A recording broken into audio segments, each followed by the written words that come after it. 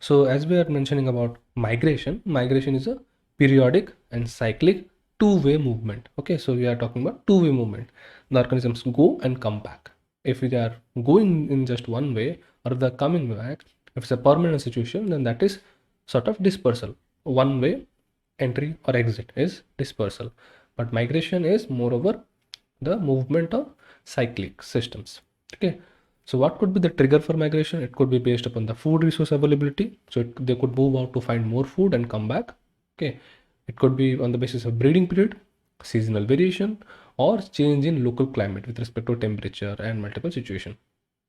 Okay, then there are multiple states of migration, in the sense understanding that few groups completely move out, like all of the individuals are moving out, then that is complete migration. Okay, a migration where all the individuals go out, then that is complete migration. Few individuals stay and few individuals go out, that is partial. Okay, partial is few of the individuals stay back and few individuals go out, then that is partial. Differential state of migration is the migration where few individuals, depending on the age and sex, stay back.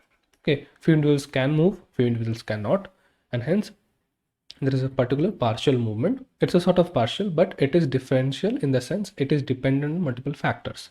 Okay, let's say young individuals which are not able to now fly out, so they will not be able to move and they will hence not migrate. They will migrate the next year. Similarly, few individuals which are old enough and they cannot migrate, they will stay back and hence form the particular group. So that sort of migration is called differential, or that state of migration is called differential. So there could be multiple modes of migration. It could be irregular, where it is not decided when to move out, they erratically move out. Okay, and there is circadian movement or migration that happens every day, and then there is seasonal that happens on a particular season of the year. That could be tidal based on the particular tidal systems.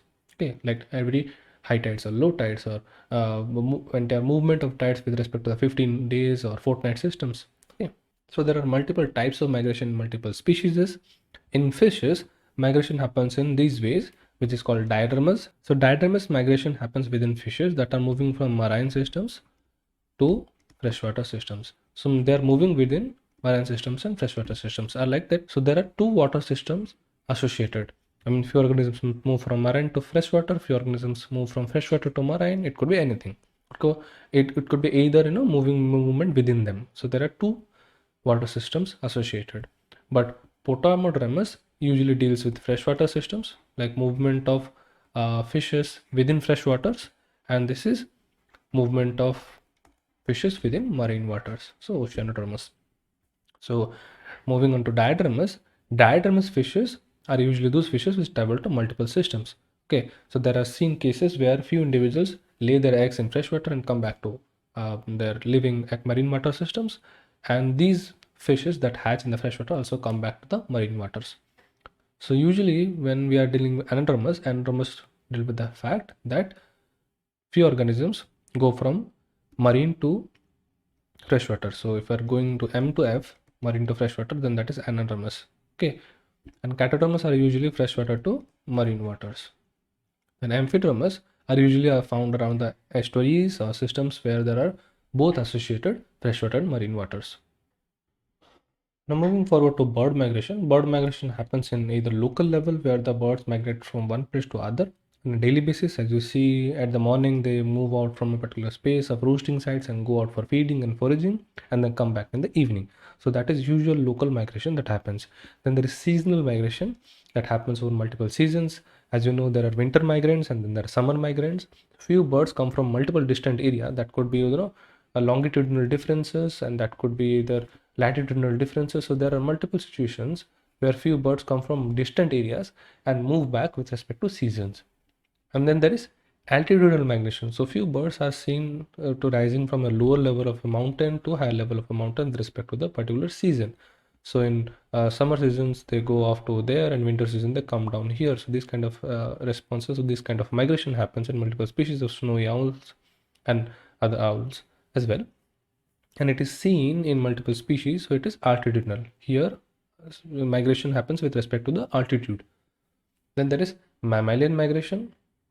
Mammalian migration is seen in many species For example, you have seen wildebeest migration and wildebeest migration.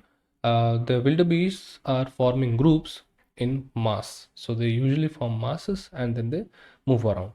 Then there is temporary coalitions and congregations that happens in multiple groups, where few organisms stay in multiple groups and then they congregate together with respect to a particular season and migrate. Okay, and then they come back and then they move out. Okay, so this sort of movement is called congregatory mammalian movements.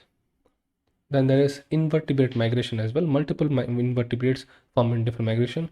A few of them directly move in adults, and few of them show larval migration. Okay, few invertebrates show migration of larvae. They all move together to different place, and then they spawn theirs. So all these different type of migration have different examples which you can study and understand. But these are giving a basic idea of different kind of migrations that are available in different kind of organisms.